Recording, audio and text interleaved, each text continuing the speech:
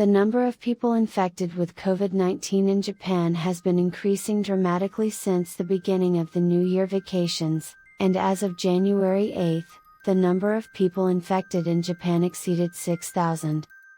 The most serious cases are in Okinawa, Yamaguchi, and Hiroshima prefectures, where priority measures to prevent the spread of COVID-19 have been implemented since January 9, and restrictions on behavior in restaurants have been put in place.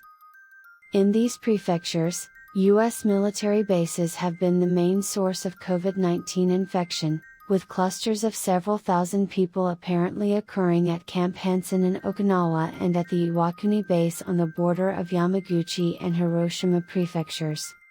Of course, not all of the domestic infections are of U.S. military origin, but Okinawa Prefecture has the highest number of infections on record, and more than any other major city, including Tokyo and Osaka.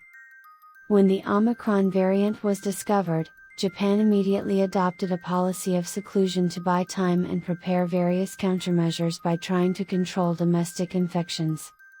However, it was not expected that the U.S. military would be the source of the outbreak, and this has led to a tightening of the medical system in Okinawa Prefecture. The government seems to be taking measures such as dispatching medical personnel from the mainland, but it is unlikely that this will stop immediately.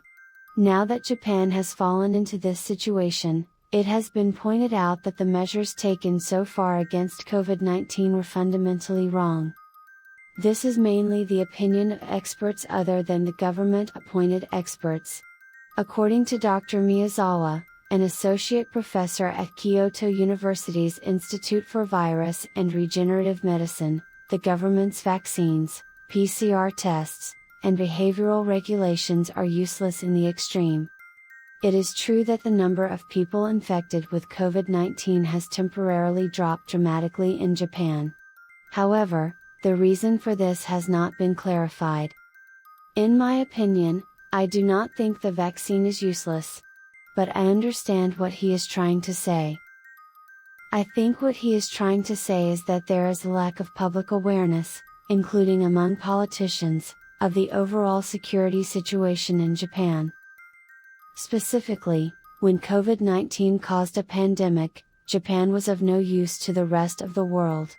It merely imitated the West and purchased vaccines developed in the West.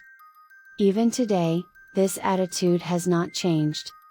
From a global perspective, Japan has the third largest economy in the world in terms of GDP, even though it has fallen.